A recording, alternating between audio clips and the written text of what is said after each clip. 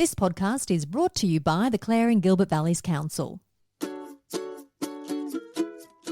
Hello and welcome to another episode of the Clare Valley Podcast, bringing you all the latest council news, issues and events from the Clare and Gilbert Valleys region. I'm Annabelle Homer.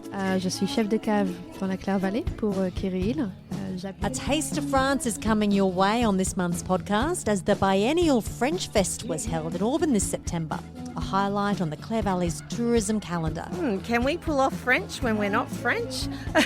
That's the biggest thing, and but we have, I think. Yeah, it was at first it's like, can we do this? Do we have enough manpower? But actually we're absolutely amazed about our small Auburn community. We've got over 60 volunteers here this weekend. We'll bring you all the action from the event a little later. But first, let's get the latest from Council headquarters with CEO Dr Helen Macdonald.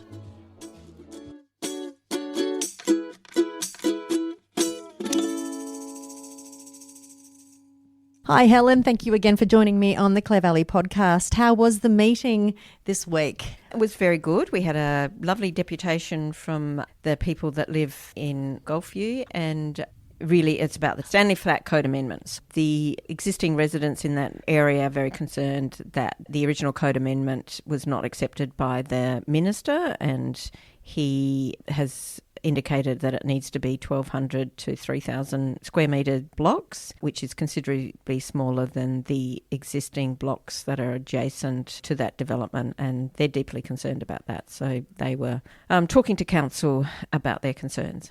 Does Council have any muscle when it comes to this amendment? Well, Council is really just another stakeholder as far as the planning code goes. However, Council's original motion was that they supported the development at 8,000 square metres. Council last night passed a resolution that it would undertake to lobby the Planning Commission, the Minister and anybody else within the government to stick to the original code amendment, which was for 8,000 square metres. So Council is going to endeavour to put its muscle behind and support the wishes of the community. How many people were in the gallery? I think there are about somewhere between 25 and 30. When is there expected to be some type of conclusion to this? So I would be expecting it will go through to the Commission in the next month or so. They seem to move through them fairly quickly. So if it is approved by the Minister, then that's it? It's going to be more of a high density development? Yes. Yeah. And it doesn't matter what council or what the residents do in regards to lobbying, that's it? Yes. Yeah. I think there's potential for council to take legal action, but that's something that I have to investigate. Let's talk about the RDA, York Mid-North. I understand that there's a new funding proposal being floated at the moment. What's this got to do with council? The RDA, all the RDAs across Australia are funded by the three levels of government. So they're actually a Commonwealth entity, but they are funded by the Commonwealth government, the state government and local government. Over the last 5 years or so, there's been a little disquiet amongst local government about the funding that is provided to the RDA and the services they do or do not get. And if you look at the funding for the RDA for the York and Mid-North, you could be argued that it's not equitable. The RDA have, for York and Mid-North, they've looked at other RDAs, and there's different funding arrangements in place for different RDAs, and developed a new proposal. It won't gain any more money from local government. It'll be just a different way in which it's apportioned and gives a little bit more certainty about the services that will be provided for a set money, and then there'll be more discretionary services that councils can then pay separately for. Is there any effect to ratepayers at this point? No. For the Clare and Gilbert Valleys ratepayers, they should see no difference in anything. There's not going to be an increase in funding to RDAs or the RDA. It's just a change in terms of how that money is paid to the RDA. How much money does council contribute to the local RDA? From memory, it's about somewhere between $45,000 and $50,000 a year. The RDA is consulting about this funding model and no decision has been made yet. Looking at Australia Day, we have spoken about this on the podcast in the past. Due to the lack of award nominations, a community consultation was sought to see whether council should consolidate the 3 Australia Day celebration events across the district to one. Following this consultation, what's the verdict? Well, Council decided to retain the 3 events. Doesn't mean there aren't additional events, but it will retain funding of 3 events. So an event in Clare, an event in Riverton and an event in Saddleworth. However, it decided that the awards would be reduced to having a minimum of the 5 awards that ordained, shall we say, by the Australia Day Council. Back in December last year, Council decided to have a Volunteer of the Year award. So there'll be a minimum of 5 awards that will be provided on Australia Day. The Clare Bowling Club wants Council to fund a loan of $250,000 over a period of 15 years so they can put in a new artificial turf. What was the Council's decision there? Council was happy to support that. This is something that Council regularly does, actually probably to bowling clubs, I think, more than any other group, but extend loans so that they can improve their infrastructure. It's something that we do quite frequently in small and large amounts. The YMCA is seeking council approval to submit a grant application to the Office of Sports and Recreation, the Sport Facility Program, to have solar panels installed on the Valley's Lifestyle Centre in Clare. Now, we've spoken already on this podcast about how costly it is to run a centre like the Valley's, with utility costs expected to rise potentially by 50%. So with all that in mind, what was the council's decision on this? Council was supportive of this, which is fantastic because one of the things that I need to get done in the next few months is climate change strategy for Council. So this is really helpful if we can have solar panels on the valleys. One, that'll just help to keep the cost down for those people that use the valleys, but also it will obviously contribute to Council's climate change strategy. So, yeah, they were really, really supportive of this proposal. The initial quotes of the outlay would be $45,000 to $50,000, which represents 50% contribution from Council. Yes, so Council will be supporting because the infrastructure is on our building and we actually have to do some improvements to the roof structure so that it will actually hold the panels. One of the challenges this Council has is most of the infrastructure, the roof won't hold solar panels. The investment is not just in the solar panels but in making the roofs sturdy enough that they can actually hold the weight of the panels. So while you're up there, do you reckon we can just put a roof over the pool too? How much would you like your race to go up, Annabelle? I suppose you want the pool heated as well. It's already heated apparently, isn't it? That'll be the next thing. The Event Support Program, which provides funding support to events that deliver economic and social events to the community and attract tourists to the region. I understand the applicants have been announced. Who are the lucky 4 applicants? The Mintero Car and Bike Show, the Festival of the Lamb, the South Australian Autumn Garden Festival, and On the Green. And On the Green is Mr. Mix. Mr. Mix and a music event that they're proposing to have. In the past on the podcast, we've talked about moves to remove the community land title from Lot 102, Phoenix Avenue in Clare, in a move to free up more land for housing developments. Public consultation period has closed. Did you receive any submissions? Yes, one, a request to purchase the land. Does that surprise you that you received essentially none? Yeah. Well, it's surprising that we received one, but that I do admire the cheekiness of it. But yes, I expect we might get at least a couple of people making comments about it, and that will just proceed to the next step of removing the community title from a report that goes to the minister to say that there's no objections, and I assume that he will just accept that and allow it to proceed. Which is then you're able to sell the land yes, to whoever. Yes, a developer can purchase the land, it could be subdivided. A new online booking system has been implemented for the Clare Town Hall and Ennis Park. But with that came a discovery of some irregularities with fees and charges. So what are the major changes when it comes to fees and charges with the Clare Town Hall as of September? I won't go through them individually, but basically, yes, the online booking system doesn't accept certain increments in numbers, which is interesting. So we've had to adjust the fees so that the online booking system would actually function. And some of those fees are removed altogether. So there's just been some minor adjustments, I think mostly down, to accommodate that so that people can just make a booking online as opposed to coming into the chambers. What's the timeline on the Clare Town Hall refurbishment?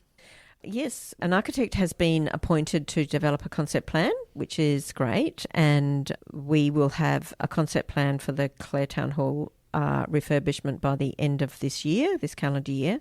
Now, one of the councillors did raise, when they looked at the decision they needed to make about the strategic plan, where we've outlined to them, what are the steps that we're going to take across the next 3.5-4 years in terms of implementing the strategic plan. They thought that the timeframe for the implementation of that refurbishment of the Clare Town Hall was pushed out too far, which I take that kind of on notice that potentially that might be too far. So depending what council actually wants to do, but when we come back with the concept plan, we'll suggest that the development of the detailed plan for refurbishment will be fast-tracked and potentially be done at the end of this financial year, if not the calendar year. So we'll really try and fast-track that to get that done. Dr Helen Macdonald, thanks again for your insightful input following the council meeting for September, and I guess I'll catch you again next month. Absolutely.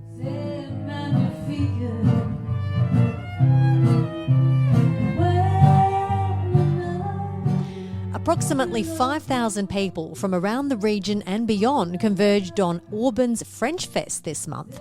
It's the second time it's been run, a biennial event bringing the beautiful village of Auburn to life to celebrate all things French. Auburn is an historical town.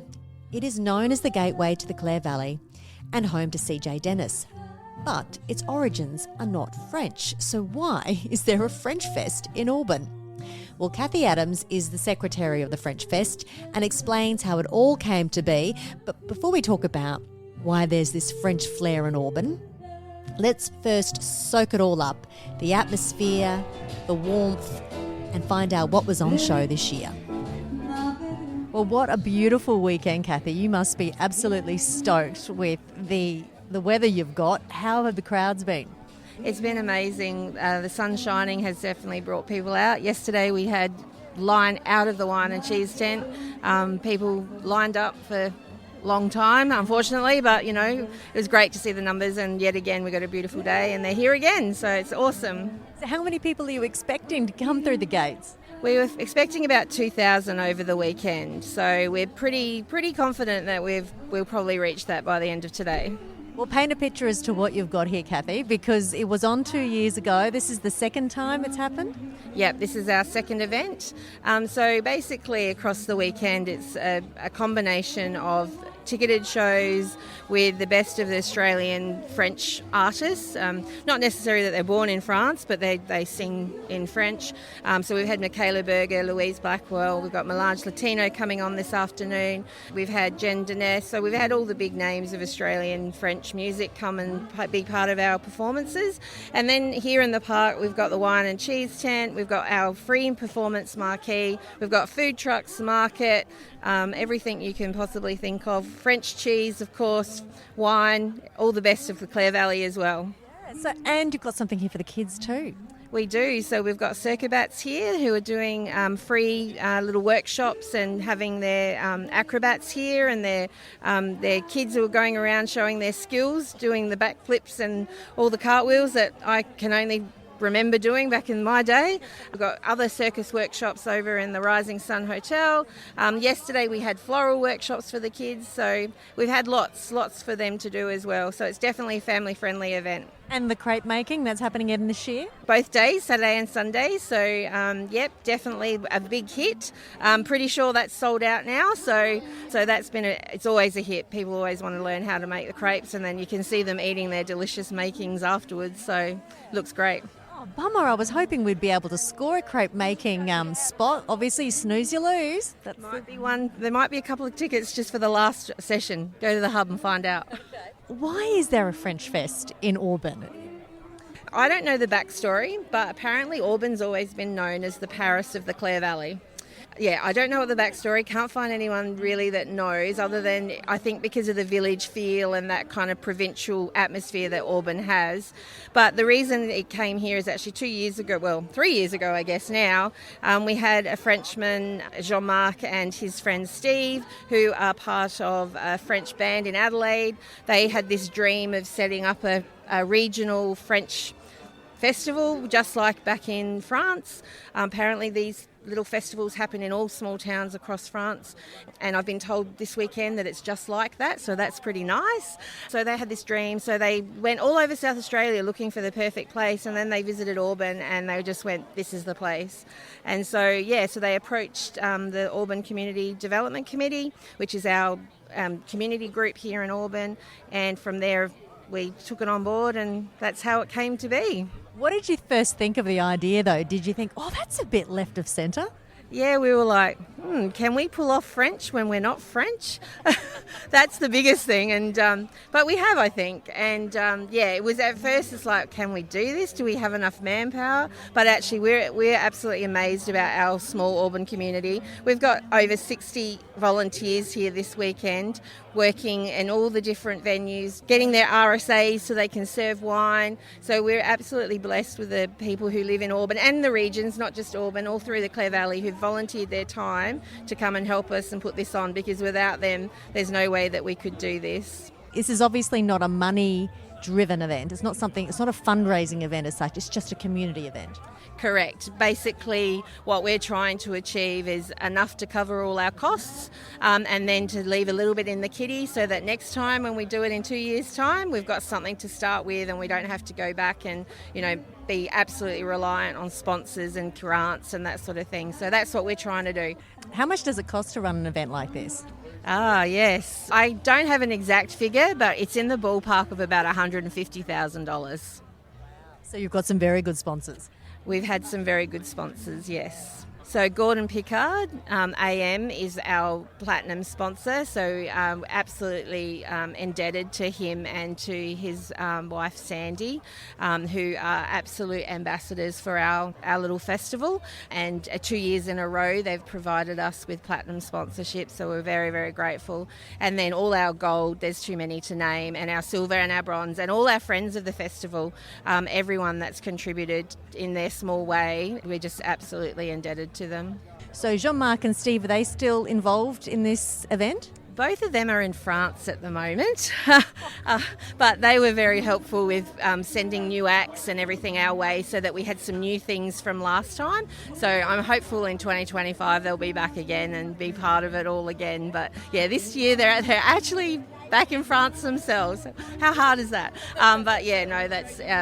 Still very much supporters, so we're very appreciative of that. And can I just put a plug in for the South Australian Tourism Commission, who gave us a grant as well, which we're absolutely grateful for, because without that we wouldn't be able to have this festival, so it's awesome. Thank you, Kathy, and congratulations. Thanks, Annabelle.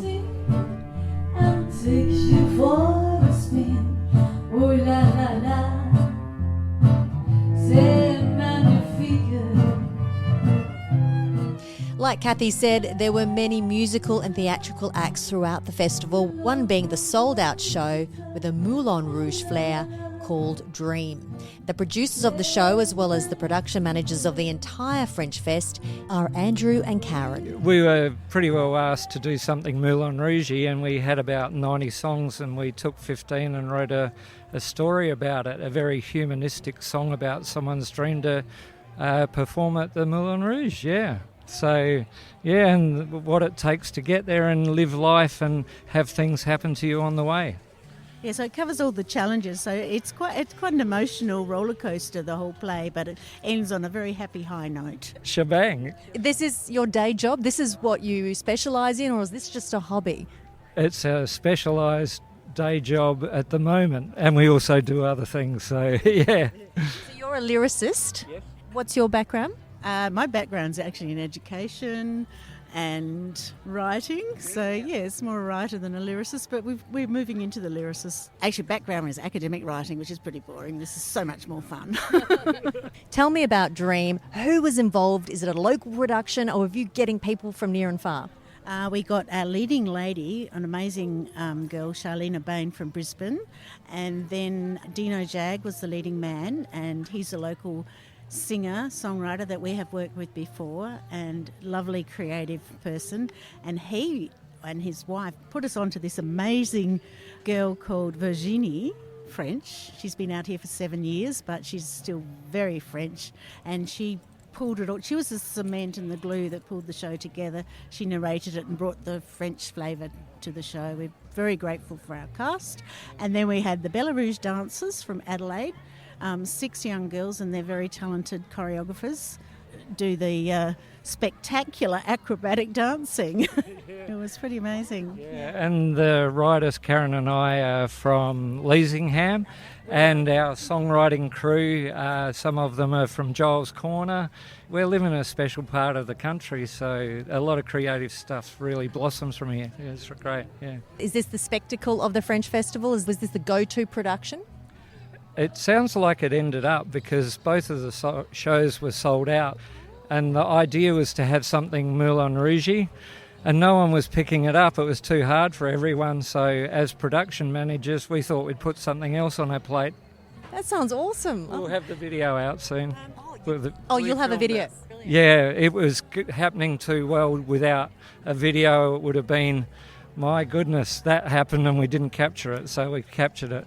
There's the Moulin Rouge windmill, which is one of the props that we made out in front of the Linhay Gallery, if you want to have a look. To actually get this production off the ground, did you have to get approval by Moulin Rouge in France? Well, we thought we'd better, and we emailed Margot, who's their publicity person, and she said, well, there's a Moulin Rouge musical going around Australia, so perhaps not a good idea to avoid confusion, not to use Moulin Rouge in the title. She asked for the script, she asked for the music, and we sent that all to her, and she said, wish us the best of luck, and we then titled it Dream. Do you think it's got scope to be taken up by another production company and to take it further? Well, after the show, everyone said, where are you going to do it next? You know, let's take it on a regional tour, let's do it in the Barossa Valley, let's do it in Mount Gambier, someone suggested. But if anyone else wants to take it on, we can talk. So are you wanting to take it further on the road? Well, everyone in the cast is keen to, but at this stage, I think we just need a couple of weeks off. It's been pretty full on. How long has it taken to actually get it off the ground? We started work on it when we were first asked to be production managers for the Frenchfest, so I think that was just before Christmas. I hope you don't mind me asking, but do you get paid to do that? Or is it all voluntary? We put in a budget to the Frenchfest committee and said this is what we think it'll cost us, and that covers the payment to the artists and other assorted costs. But as far as us getting paid, no, we just do it because we love it. Yeah. Well, I think it's beautiful. Elle, lunaire créature. Be at a French festival without hearing from someone who's authentically French. And I've got Pierre with me, who is actually performing here at the French Festival this weekend. Hello, Pierre. Thank you very much for joining me on the Clare Valley Podcast. Hello. So tell me a bit about yourself. Where are you from in France? I'm from Metz, between Metz and Strasbourg. It's two cities close to Germany, on the northeast from France. I'm come in Australia to work with a work holiday visa, and I'm a backpacker with my girlfriend. And so you're living up at Mount Barker at the moment. You're on a working holiday visa. You're a musician. You've got the guitar strapped to your back. How did you find out about the French Festival, and what are you doing here this weekend?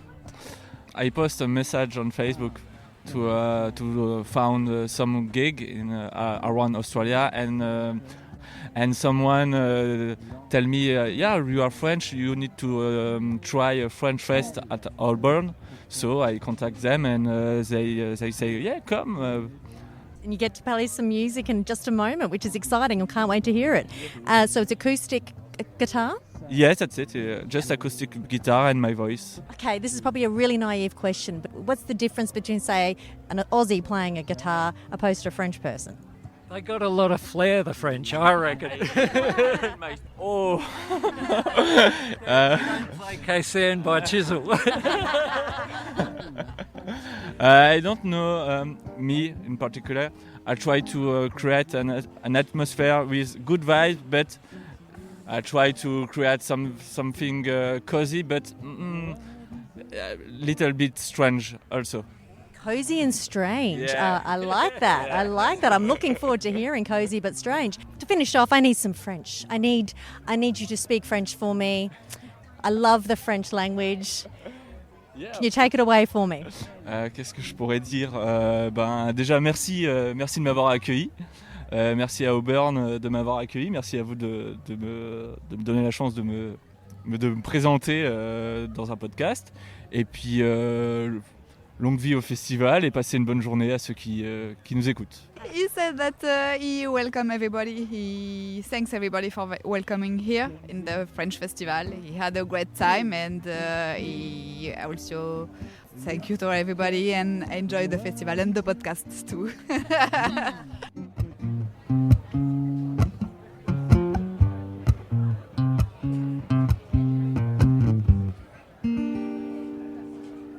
Now, it wouldn't be a true French festival without champagne, as it is synonymous with France. Alexandra Wardlaw is the winemaker from Kirry Hill and has been conducting champagne masterclasses around the valley for a while. She is French. She grew up in Champagne, so you can't get any more authentic than that. She has a passion for champagne and wants everyone to know why it's so special. I caught up with Alex before her next masterclass to find out more about her origins and why champagne is so much more than just a bottle of bubbles. So I'm originally from Champagne, where I studied winemaking, and I've decided to travel overseas to experience vintage in other wine regions, and Clare Valley was supposed to be a stop. I just wanted to experience the Riesling, the famous Rieslings of the Clare Valley. So I packed a suitcase for 3 months, and 6 years later I'm still here. Wow. Currently, the winemaker Kirry Hill Wines, and really enjoying it. Absolutely love the Clare Valley. But I've started a platform called Champagne with Alex about 3 years ago to try to keep in touch with my region and my passion for champagne. So it's been a great opportunity for me to link the two together, champagne and trying to communicate around that here in Australia. Because all I know about champagne is that we're not allowed to call it champagne anymore because of the region in France. What's the difference between champagne over in France and, say, your normal bubbles here in Australia? Yeah, so champagne is the actual name of the region, and it's a protected appellation. It has been the case for decades, and almost every country in the world have actually signed an agreement to not call their sparkling champagne. The difference is actually where the grapes are from. So here we call it sparkling, and even in France we've got other wine regions that produce sparkling and they're not allowed to call it champagne. You can find sparkling in Burgundy, in Loire Valley, and they're all called mousseux, which means sparkling. So why are you so passionate about champagne? Apart from living and growing up in the region, is there any other aspect as to the reason why you are so passionate about even trying to promote it here in the Valley and in Australia? Oh my gosh, where to start? There's just so much behind the process of sparkling winemaking. There's a lot more steps to it compared to a still wine. And the actual beauty and diversity of terroir that you find in Champagne, and it's an actual treasure, and you take it for granted when you're from there, but when you travel and then go back and you're like, wow, I'm really passionate about pushing the small producers and give them a voice. The houses of Champagne have done a great job marketing, obviously, the appellation. But I can see that there's more interest in knowing how champagne's made, and there is so much to it. There's so much to know about it. I often have the comment, why is it so expensive? And yes, why is it so expensive? So that's something that I explain during my masterclasses, is that there's a lot of regulations and laws, historical laws, how champagne should be produced, from the type of pruning up to how long you actually have to age it before you actually can release and sell it. All of that are part of the process to actually make the champagne and the actual quality that it is. Does every single winemaker go through the same process when it comes to making sparkling? There's a few different methods to make sparkling. There's Charmat methods, etc. It depends which way you're going. But here in Australia, there are a few producers that are applying the same method that we have in Champagne, which is called the traditional method, which you can actually put on the label. So someone that does it really well in the Adelaide Hills is Kate Laurie, Deviation Road. She's actually studied where I studied, in that little town called Aves, where all the winemakers from Champagne actually study. It's a great example of how to apply the actual Champagne method here with stunning fruit from regions of Adelaide Hills. Where does Australia sit when it comes to importing champagne? Are we one of the biggest importers? The Australian market is actually the 6th biggest importer of champagne, and it's increasing every year. It has been booming in the last 10 years.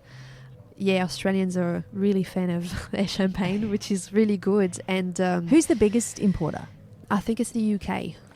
We've heard about the big champagne houses and things like that. So I understand there must be a lot of small boutique champagne producers that are coming through the ranks as well. Yeah, absolutely. So there's about 320 houses of champagne, but there's about 4,000 growers that produce their label, but they don't have the same marketing budget, or even volume quantities to actually sell overseas. That's why it's such a minority what you can actually find in other countries. But the interest is growing in those small producers. So you can see a lot more now in different wine merchants, Adelaide, Victoria as well. Yeah, you can see them now. There's a little bit more visibility and a push for the growers. People are just more interested in seeing that traditional and innovation mix of like winemakers, and people are really interested to know, which specific regions of Champagne they are coming from. They're more interested in the winemaking process. There's a lot more information on the labels now. That's why Champagne with Alex, I'm trying to communicate as well around those producers. Well, are you incorporating that method at Kiri Hill? No, we're not making a sparkling at Kiri Hill. Oh, I know. That's a shame. I have another side project, so I'm actually heading to Champagne tomorrow. Oh my goodness! For Harvest. So Harvest that has kicked off just this week, and I'm going to start making my own champagne label over there. That's so exciting. I know, I'm really excited. And so we're going to get the ball rolling. It'll be a long process, obviously. And the finality is for me to then import it here and distribute here in Clare Valley in South Australia. Oh, so how long is that process going to take for you? That depends. But so there's regulations. Between the time you harvest your grapes, you have to let it age for at least 15 months after bottling.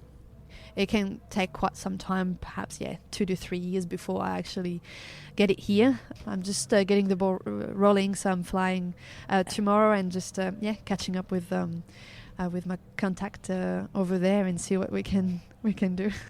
It will be a matter of deciding what type of grapes I want, which variety I want to work with, starting with a small quantity, and just define the winemaking type that I want for that wine, and then exporting it back here. Yeah, and all over the world. Oh, or just back here. I'll start small, but why not?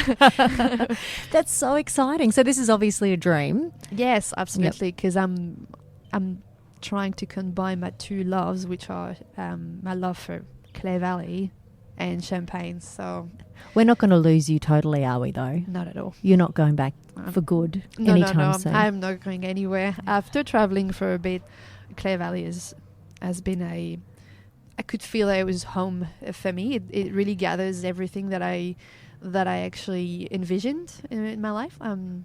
Even for my son. So my son is 2 years old, and it's just such a great community. Whether it's just the local community or even the winemakers, one community, I wouldn't have it any other way. That's Alexandra Wardlaw, winemaker at Kerry Hill in the Clare Valley. Alex is also running a masterclass at the Watervale Hotel in October, where she will be showcasing champagne from some French boutique producers that you actually can't get in Australia. So it's a very exclusive event, one not to miss.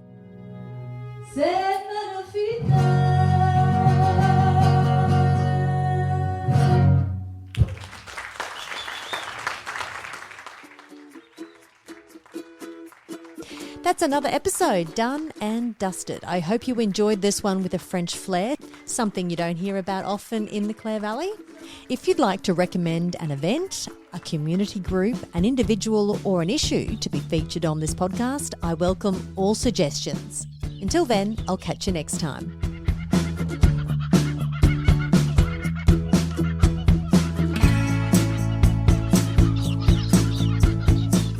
This podcast is brought to you by the Clare and Gilbert Valleys Council.